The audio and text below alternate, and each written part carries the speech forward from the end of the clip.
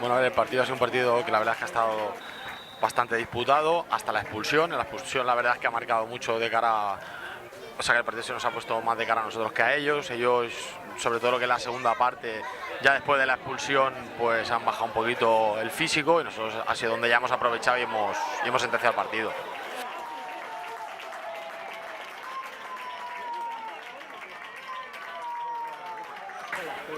Bueno, lo hemos visto todos, ¿no?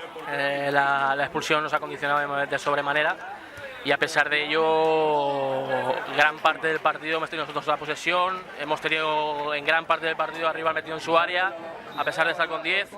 Y bueno, lo único que puedo decir es felicitar a mi equipo porque le ha puesto muchísimas ganas, muchísima intensidad, muy buena actitud a pesar de ir con el resultado en contra. Trabajamos cada semana para eso, para ganar partidos y bueno, y el objetivo que tenemos pues es estar lo más arriba posible. Y de momento lo estamos cumpliendo.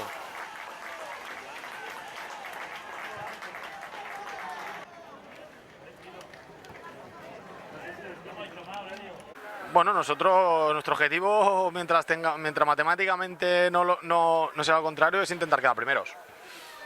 Es un equipo que en su campo, los equipos que pasen por aquí van a pasarlo mal.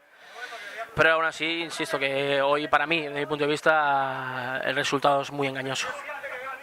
Bueno, viniendo de cómo venimos de salvar una categoría gracias a una promoción de un tercero, la primera opción siempre es intentar mantener la categoría, sacar los puntos lo antes posible y a partir de que ahí si sumamos y podemos estar arriba, muchísimo mejor.